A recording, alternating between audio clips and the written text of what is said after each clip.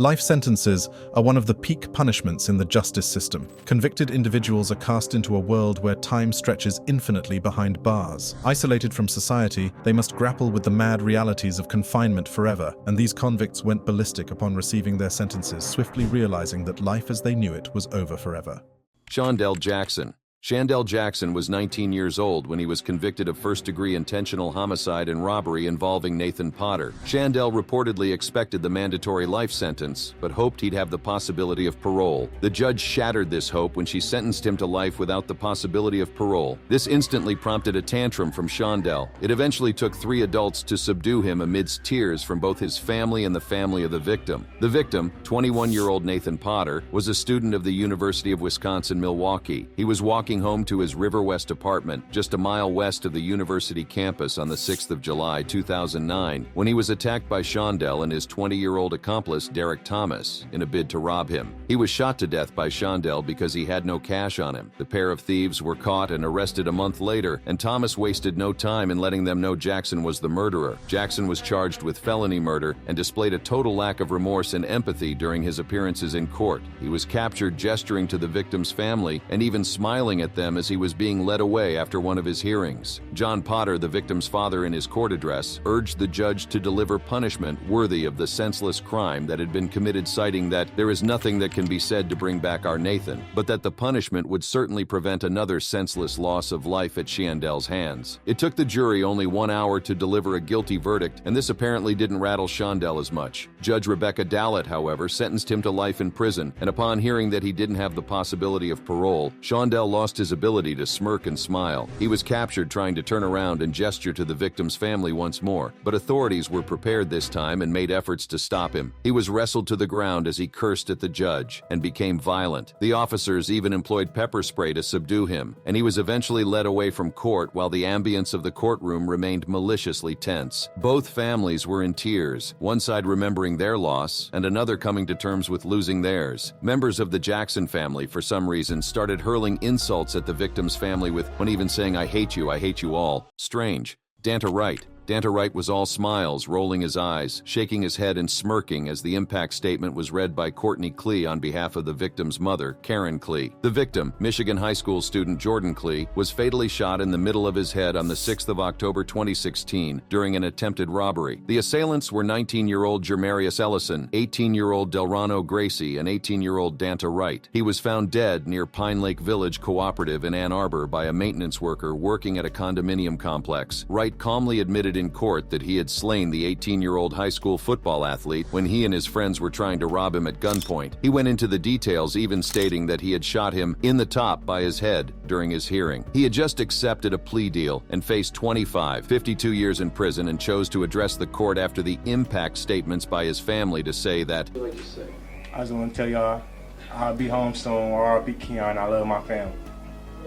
The courtroom reacted in shock from the careless and unprepared speech, while the judge asked him if that was all he wanted to say. Washtenaw County Trial Court Judge David Swartz proceeded to explain that in all his 2 decades of presiding over cases, he had never rejected a sentence agreement, and said, watching you sit there, smile, laugh, shake your head like this was no big deal, I'm very tempted to just say, I'm not going to accept this sentencing agreement and we'll go to trial. He went on to say that if he was convicted of felony murder, that he would go to jail for the rest of his life. For the rest of your life, that means you'll die there. That's what I'm tempted to do. Assistant Washtenaw County Prosecuting Attorney John Vella then asked for time to consult the Klee family about actually going to trial. Wright's face straightened up for the first time as he waited through the recess to hear if the Klees were as annoyed as the judge. The family decided that they wanted Swartz to sentence their son's killer through the agreement so that they could move on and attempt to forgive him. Wright's defense attorney, David Goldstein, apologized on his behalf, stating that his client asked him to, and attributed the 17-year-old's behavior to his age, fear, and behavioral problems. Wright's family, who reportedly encouraged his behavior in court, would later support this with his mother, Antoinette Cardar, telling news stations that he does not understand exactly what's going on because of his mental conditions, which no one brought up during the proceedings, and how no one had administered his medications to him since his incarceration. She further went on to say that laughing and smiling was how he handled everything since he was a child. Danta Wright's 2 accomplices, Delrano Gracie and Jermarius Ellison, also pled guilty and were sentenced to 40 years for their roles in the tragic event. Erica Butts. Circuit Judge Deidre Jefferson was still reading out the sentence. And as such, the court finds it appropriate that each be sentenced to the State Department of Corrections for a period of life. You will get credit for any of the time that you serve. Shrill sounds erupted throughout the courtroom, swiftly drowning out her voice. The families of the defendants began to wail while the ladies who just received life sentences collapsed to the ground. Erica Mae Butts and Shanita Latrice Cunningham had just been sentenced to a period of life for the death of 3-year-old Serenity Richardson, which took place in November of 2009. The child's mother, Ieshia Richardson, had been best friends with Erica Butts and even made her the godmother. She had brought her child to visit with Butts and her partner at the time, Cunningham, for a period of 2 weeks. The couple, unfortunately, subjected little Serenity to days of beating until she succumbed to her wounds. 911 responded to an emergency at 207 Congaree River Drive in Somerville on the 3rd of November, 2009, at about 7 p.m. after a call was made by Butts' mother, following a call to tell her that the child's breathing had become shallow that day. By the time paramedics reached Serenity, she'd been dead for some time, but had been placed on ice and exposed to bleach in desperate attempts to revive her. Assistant Solicitor Elizabeth Gordon said the baby's injuries reflected weeks of torture, a duration that matched the amount of time the helpless child had spent with her aggressors. She told the court that there was not a plane of her body that was spared, save the soles of her feet. The women explained that they beat the child because she had a potty accident, and that they didn't know that their ferocious attacks would end the poor girl's life. The prosecutor noted that a significant pelvic injury could have caused Serenity to lose bladder control, to which Judge Jefferson added that the women most likely frightened the potty-trained child into urinating uncontrollably. Ieshia Richardson, during her address, stated that was very angry and asked the judge to give her remorseful best friend the maximum sentence alongside her lover. Judge Jefferson seemingly obliged, sentencing the two females to life in prison. Both women were peeled off the floor and wheeled out of the courtroom after slumping to the ground upon hearing their fate, amidst the wailing of their family. It took more effort to get Butts out, as she cried hysterically and appeared to hyperventilate. Her family also had to be escorted out of the courtroom before the distraught Richardsons could leave. Kimberly Kessler. Are we on mute anyway, so I can say whatever the I want? This 53-year-old woman constantly acted out in court, begging the question of her being mentally competent to stand trial. The judge ruled that she was and sentenced her to life without the possibility of parole. But why? In May of 2008, mother of 3 and talented hairstylist Jolene Cummings went missing a few hours before her birthday and Mother's Day, with her last known location being the Tangles Hair Salon in Fernandina Beach, Florida, where she worked. The last person to see her alive was her co-worker, Jennifer Seibert. Cummings, who was apparently suspicious of Seibert, had told during a face-off at the salon that she knew she was not who she claimed she was, and that she had every intention of exposing her. 34-year-old Cummings grossly underestimated Seibert, and after going to work on a certain May day, she was never seen again. Investigators began to look into her disappearance and soon met with an uncooperative co-worker. The authorities got a call on the 16th of May, tipping them off to the location of Cummings' Ford Expedition, which had been abandoned in the parking lot of a Home Depot store in Yulee. CCTV footage from May 13th at 1:17 a.m. captured a person dressed in black, parking the car and walking away. This person was Jennifer Seibert. Seibert, who had called to tell the police that she couldn't be associated with the investigation because her ex-boyfriend was a stalker, as well as a computer expert, who would track her down if her name appeared on any official report, was tracked down and arrested. Detectives found large amounts of blood at the salon and later confirmed that it belonged to Jolene. Seibert voluntarily gave up her identity to the police, saying, "When you run my fingerprints through, they come up as Kimberly Lee Kessler. I am 50 years old and I've been running for over 25 years. Kessler stopped the interview when asked Cummings, saying, "You may not like the answer, but I would like to retain legal counsel." Surveillance footage behind Tangles showed Kessler throwing heavy trash bags into a nearby dumpster before leaving for late-night shopping at a nearby Walmart. She was also captured purchasing 30-gallon trash bags, an electric carving knife, cleaning gloves, and a bottle of ammonia. Upon returning to the salon, Kessler threw more bulging trash bags into the same dumpster. A garbage truck picked up that dumpster later, and its contents were never retrieved. Kessler, who had planned and executed numerous searches on murders without bodies, and followed up with 457 searches of the name Jolene Cummings after her murder, was charged with Cummings' murder in September of the same year. Kessler then went on a hunger strike in jail, going from 196 to a near skeletal 74 pounds to prove incompetence for trial. She was oftentimes wheeled into court emaciated and ranting. She was also charged with battery after she stripped down and spread feces on herself. The cell walls even threw it at guards. Kessler was mostly relegated to another room due to multiple disruptions and verbal outbursts, including shouting on numerous occasions that her defense attorney, Jordan Beard is Jolene Cummings' cousin. the court did not believe that she was mentally incompetent and found her guilty of first-degree murder in December of 2021. She was sentenced to life in prison without the possibility of parole. Darrell Brooks. Frankly, Mr. Brooks, no one is safe from you. This community can only be safe if you are behind bars for the rest of your life. Circuit Judge Jennifer Doro had endured through the trial of the man who had rammed into the crowd at a Christmas parade, killing half a dozen people and injuring dozens. This man is Darrell Brooks. On the 21st of November 2021, around late afternoon, 39-year-old Darrell Brooks drove a red 2010 Ford Escape SUV, moving at about 40 miles per hour past police barricades and through the annual Christmas parade in Waukesha, Wisconsin, ramming through everyone and everything in his path. Two eyewitnesses told reporters that the driver did not initially stop and that all they could hear was people screaming and crying as panic filled the air. One witness described Darrell Brooks as being calm and composed as he plowed through the crowd. Police reported that the driver deliberately targeted the crowd, driving intentionally in a zigzag pattern to hit as many people as possible. 6 people died from his unprovoked attack, and a total of 62 others were injured. His victims were aged 8 to 81, with a majority being grannies of the Dancing Grannies group. Darrell Brooks was arrested and charged, pleading not guilty to 6 counts of first-degree intentional homicide and 71 additional charges. He opted to represent himself in court and even had his public defenders filing a motion to withdraw. During his trial, Brooks had to be removed multiple times from the courtroom for acting in a manner that was unacceptable. He, on multiple occasions, would talk over Judge Jennifer Doro and use foul language in court. He, at points, shouted a barrage of insults at the judge, saying, "How can you even call yourself a Mr. judge? Brooks, You can hold me in contempt all you want. I'm not All holding you gotta in do is contempt. say you don't have no integrity." Having endured his conduct in court and his bizarre behavior, the trial came to an end when the jury found Brooks guilty on all 76 charges. Doro delivered a speech during his sentencing to the applause of those in the courtroom, with Brooks remaining unusually somber throughout. On counts 1 through 6, this court is imposing a life sentence without the possibility or eligibility for extended supervision consecutive to one another. 2 25-year total, 15 years of initial confinement. Brooks eventually apologized for his actions, saying, "I want everyone to know that not only am I sorry for what happened, I'm sorry that you could not see what's truly in my heart, that you could not see the remorse that I have, that you could not hear all the prayers I've said in my cell, that you could not see all the tears that I have dropped." Jeremy Christian.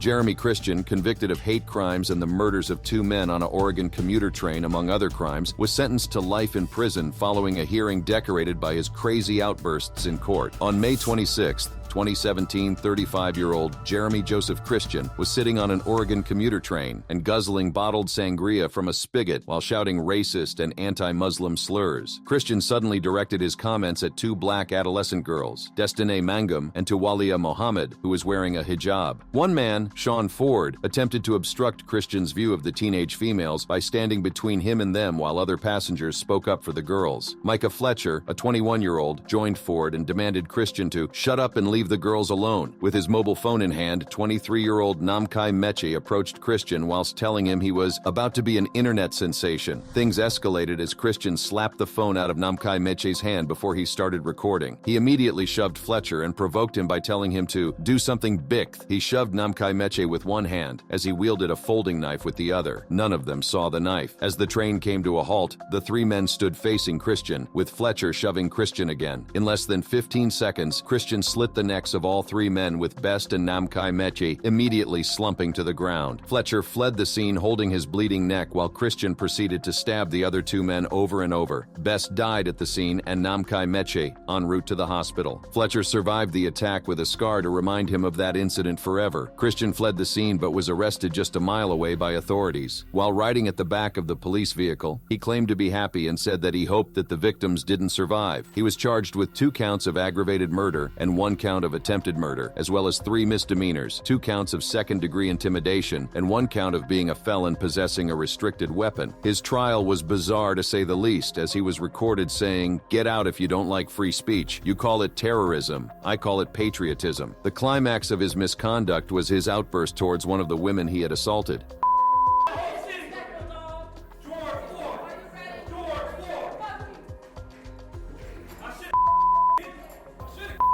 Christian, who pleaded not guilty to the charges, including one for throwing a plastic bottle at a black woman, was sentenced exiled to life in prison without the possibility of parole and an additional 25 years.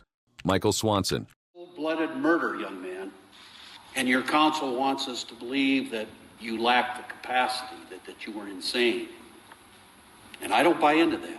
Michael Swanson smiles as District Court Judge Thomas Bice describes his crime during his first sentencing hearing on Thursday, July 7, 2011 in Webster County District Court in Fort Dodge, Iowa. 17-year-old Michael Richard Swanson from St. Louis Park, Minnesota, was charged as an adult with 2 counts each of first-degree murder and first-degree robbery following horrid slayings of 2 supermarket workers in Kossuth and Humboldt counties. Swanson, wearing a ski mask, entered the Crossroads gas station on U.S. Highway 18 in Algona just after 9 p.m. November 15, 2010, and demanded cash and cigarettes from the cashier, 47-year-old mom of 11, Vicki Bowman Hall. Kossuth County Attorney Todd Holmes said Swanson shot her despite her compliance with the request. Swanson then walked inside a come-and-go convenience store in Humboldt, about 30 miles south of Algona, where he shot and killed another woman, 61-year-old Sheila Myers, who died at the scene. The teenager said he shot both clerks intentionally so that they would not call authorities or identify him, and later said that it made him feel powerful. Swanson, who was driving his mother's Jeep Grand Cherokee, was arrested at a McDonald's in Webster City. During his arraignment, psychiatrist Michael Taylor testified for the state as a rebuttal witness, claiming Swanson displayed no remorse, comprehended his actions, and his initial goal from years ago was to kill his parents. The jury reached a verdict almost immediately, and he was captured laughing as the jury's verdict was read and smiling through his sentencing by Judge Bice. Swanson was supposed to go on trial for the second store clerk murdered during the robbery spree, but instead pleaded guilty and settled for a plea deal. As part of the guilty plea, Swanson had to confess to robbing and murdering his victim on that fateful night. He said, "I then intentionally, deliberately, and with premeditation shot the clerk, causing her to die. I did this with specific intent to kill her," referring to Bowman. During the second sentencing, Swanson started to smile again. The judge quickly told him if he wanted to keep smiling, he could spend a little more time in the Kossuth County Jail, and at that, Swanson immediately forgot what it was like to smile. He now serves 2 consecutive life sentences for his crimes without the possibility of parole.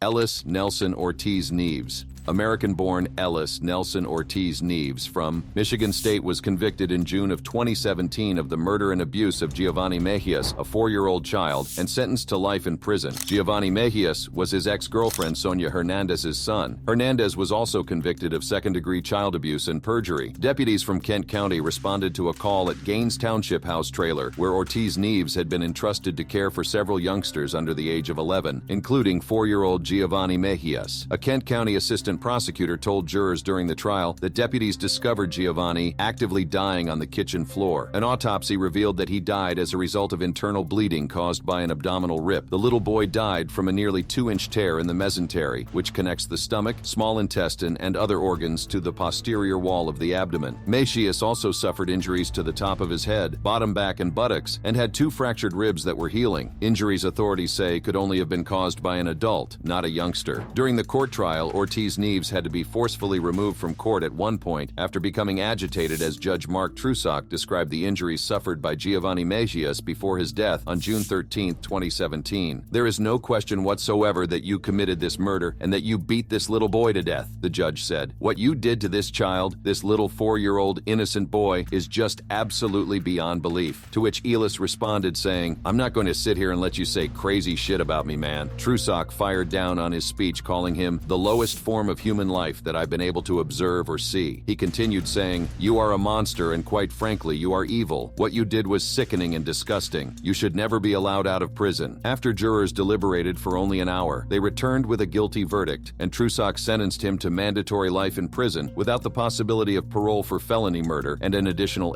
150 years for first-degree child abuse. Ortiz Neves filed an appeal against his felony murder and first-degree child abuse convictions, claiming that his attorney was inefficient innocent and that certain trial testimony was based on junk science. The Michigan Court of Appeals dismissed his appeal in a 10-page decision. The three-judge panel cited that they found no merit in any of these contentions. TJ Lane: You will never, ever be in my thoughts after this. Never. My family will move on, not you.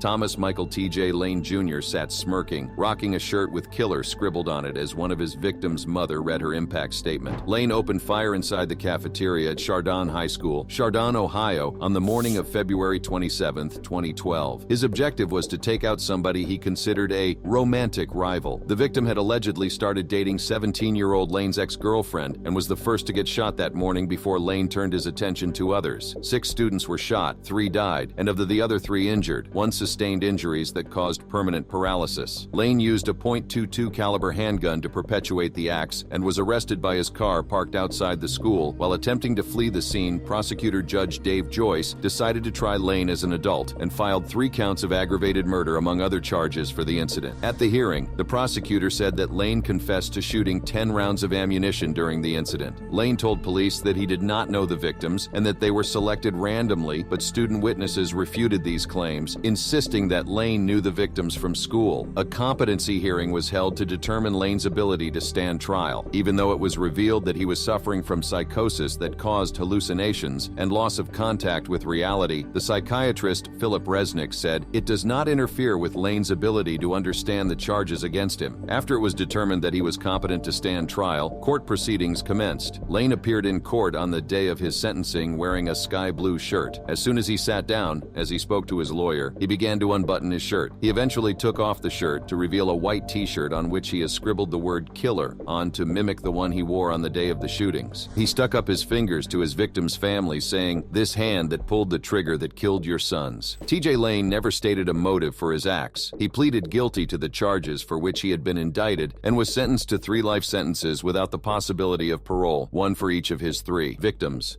Joshua Tremaine Jones. 28-year-old Joshua Tremaine Jones, in a plea deal, was sentenced to life without parole by Judge Jack Early of the 2nd Judicial Circuit. His offense? The slaying of Aiken Public Safety Officer Sandy Rogers. Rogers was one of 3 officers who were called to investigate some suspicious vehicles in Eustis Park about 7:30 a.m. on the 28th of January 2012. While 2 officers investigated a truck at another area of the park, Rogers walked up to a blue BMW that was backed into a parking space. Shortly after, the other 2 officers heard 3 gunshots and saw the blue BMW speed away. Jones was identified as the shooter and the driver of the car and engaged law enforcement in a high-speed chase, driving at over 100 miles per hour. Officers lost sight of his vehicle temporarily, and a chopper was brought in to locate Jones. He was caught and arrested at a home in Batesburg and driven down to the station. Authorities later discovered that Jones had gone to the park after fleeing the Augusta apartment he shared with his girlfriend, Casey Weiss. Police later found Weiss shot to death in her bed. Officers will later say that Jones misbelieved he was being arrested for the Georgia crime when Rogers approached him. Rogers suffered 3 gunshot wounds with a potentially fatal wound to her neck. Jones was charged 2 years later, pleading guilty to the crime he committed. A forensic psychiatrist was employed by Jones's public defender, Grant Gibbons,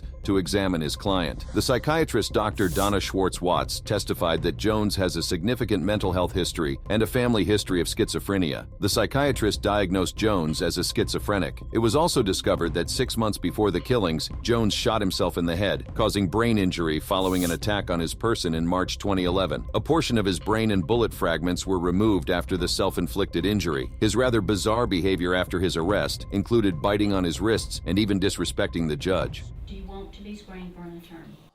Yeah. Do you have the income to hire an attorney on your own? Does it look like it? Second Circuit Solicitor J. Strom Thurmond initiated conditions for a plea deal following his assessment by a psychiatrist so as to avoid the possibility of the death penalty in the case. He was eventually sentenced to life in prison without parole and incarcerated in a maximum security prison with a mental health facility. Justice was served to these individuals who thought they could act out as they pleased and go scot-free. Like videos like this? Click on these ones to watch more.